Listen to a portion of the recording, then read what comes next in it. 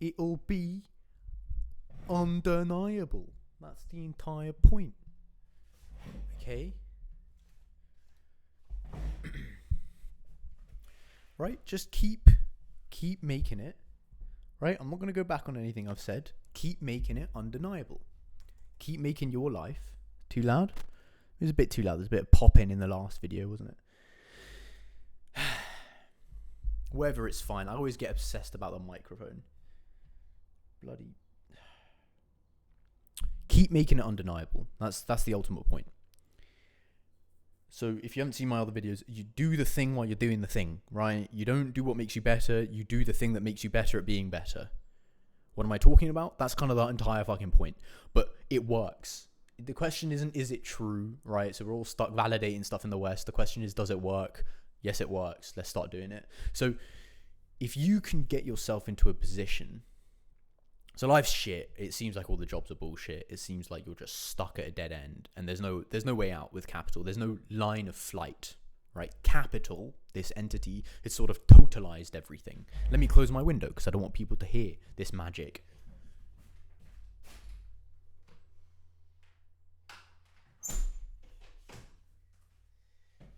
So the idea is that capital has totalized everything. It's solidified everything. That's Jean Baudrillard talking about simulation. Capital has foreclosed everything. The entire political economy is simulated. All the jobs are simulated. All your relationships are simulated. The entirety of reality that we used to be in a seductive alliance with, one might say, has just become simulated. And it's this other thing. It's like capital's constructed a playground for us, and it's the ultimate playground, and you can never even escape it. That's good. Baudrillard didn't believe that himself either. He was just describing that this process is happening. So you can read Baudrillard and Deleuze and Guattari, which are the people who came up with the idea of a line of flight. You can read them, and they work together perfectly, actually. Baudrillard first, then them. Why? Everything's shit, everything's simulated. This is the process that's happening. Yes, 100% true. Line of flight. Line of flight. It kind of has this connotation of like narrowness as well, and like slipping out.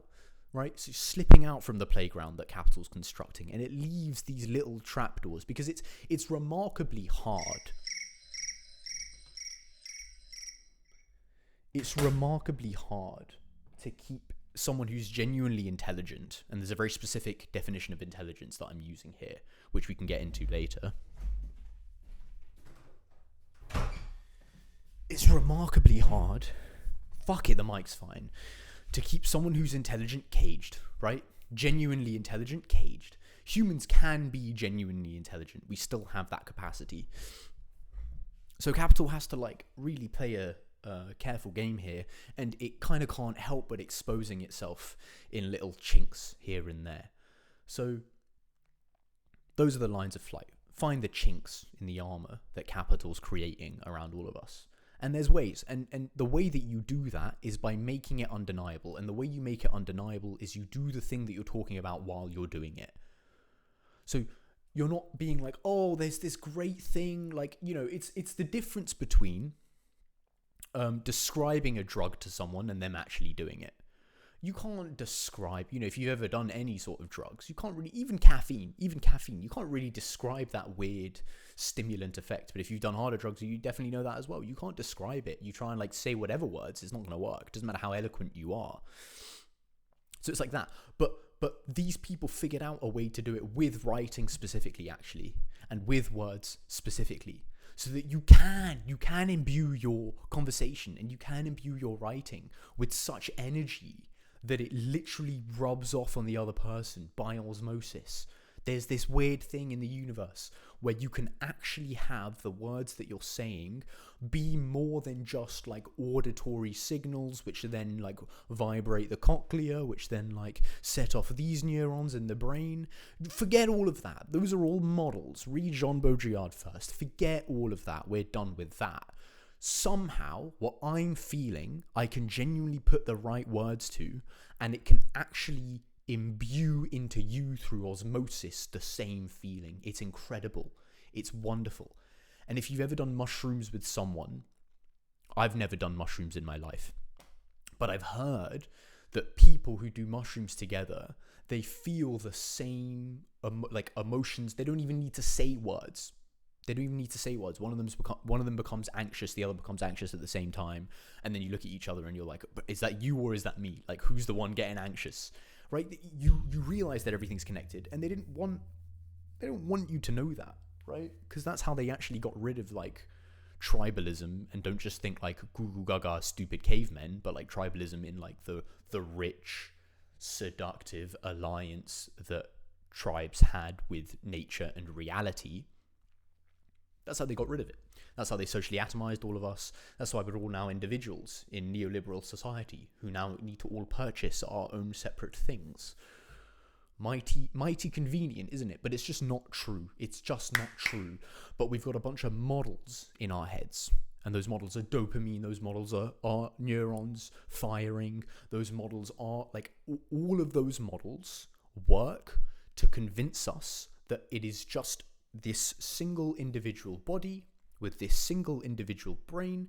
Everything is held materialistically. That's fine. You know, we've got emergence is the best way we can describe the fact that we're conscious. Oh yes, it's just an emergent property. Fine. We'll all settle down. We won't chant around the fire, and we'll go to our jobs and we'll buy whatever we need to. Fuck off. Not how it works. And because that's not how it works, you can do it, and you can do it undeniably. So Deleuze and Guattari, they were militant. Guattari, Felix Guattari, they describe him as a radical activist, but nowadays that's like, someone who posts on their Instagram. He was really like a militant man. And it doesn't mean spilling blood necessarily, because this new type of violence that we're all under, as Baudrillard talked about, it doesn't involve spilling blood. It doesn't involve physical antagonism. It's a new type of violence. It's a mental violence, the violence of screens, the violence of operations, of which we are all the minuscule terminals, he says. The violence of hyperreality generated from models, without coordinates, without an origin. We're floating, just like the stock market. We're all just floating, and we'll all keep floating, and none of us are in control. Jeff Bezos isn't in control of the stock market, and I'm not. But we're all invested in it. What's this thing that's got a hold on all of us, that dictates all of our actions? And that's one slim example, the stock market. What's this thing? Science, but not science, because science is fine. Science can be good in some scenarios. So what do we call the bad parts of science when science becomes an ideology? Scientism. It's not a very elegant name, but I didn't come up with it. It's like this religion. When science becomes a religion, scientism. And no, I don't feel happy. You don't feel happy. It's the dopamine coursing through your veins. What on earth are you fucking talking about? Wake up, wake up, wake up. You are a consciousness. At least I hope so, if you're still behind the fucking mask there.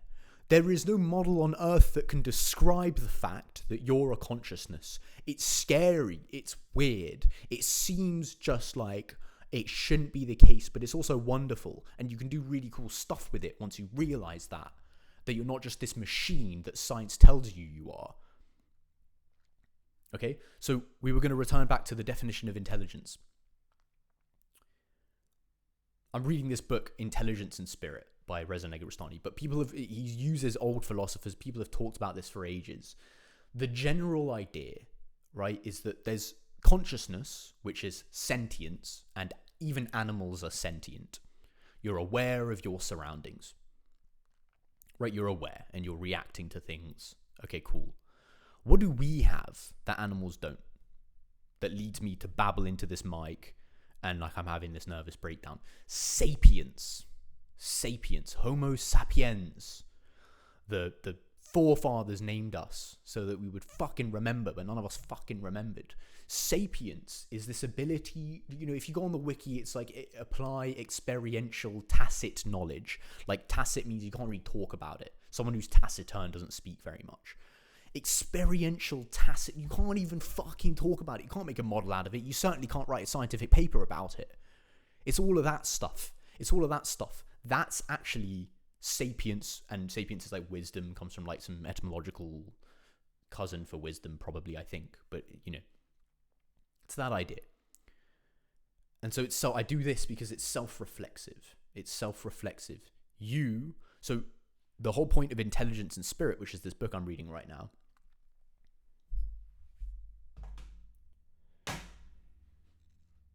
mind, which is like the stuff that you can't write a scientific study about. This is also called qualia in some circles. Your consciousness, your sapient consciousness.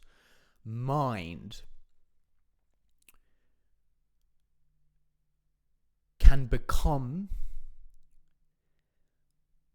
its own conception. So mind can think about, so this is also called metacognition. That's a nice easy word someone told me about, right? You're thinking, cognition, but it's meta. You're thinking about thinking. I've got an article about this, thinking about thinking. Maybe we should read this after this. And maybe it'll be shit. I don't know, because it was written a while ago.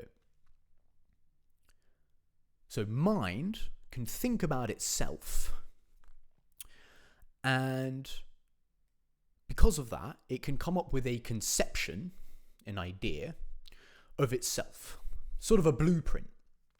What do I want myself to become? I'm going to think about myself. Okay, what do I want this thing that I'm thinking about, which is also me at the same time, to become? And then because of that, it can then develop itself according to that conception. And so notice how there's no exterior, outside inputs into the system, right? It's just mind thinking about itself, and it can somehow self-improve because of that. It can spiral upwards. Now, I said no external inputs, but you know how this process speeds up by 1,000,000 times? Yeah, you guessed it. Tribes. Yeah. The things that we no longer have. Yeah, communities, third spaces. Yeah. And not those simulated third spaces of like, I don't know, Van Gogh 3D Museum at Marble Arch Corner. Yeah, okay, we all know I'm not talking about that. Nor most coffee shops nowadays. They don't exist anymore. But where multiple people are doing this amongst each other. And it's one whole mind. A hive mind, but not a hive mind that's trying to maximize the stock market. A hive mind that's trying to maximize the hive mind. Right? Okay. What do we call that? That's pretty important. I sound like a crazy person talking about this. We should have a name for that so I don't sound like a crazy person. Oh, goody me. One of the most important concepts in philosophy, in real philosophy. Geist, spirit. Literally translates to spirit. Geist is a German word. Bloody fools. They fooled us. They bamboozled us so fucking hard. And we all fell for it. Because we're all dickheads.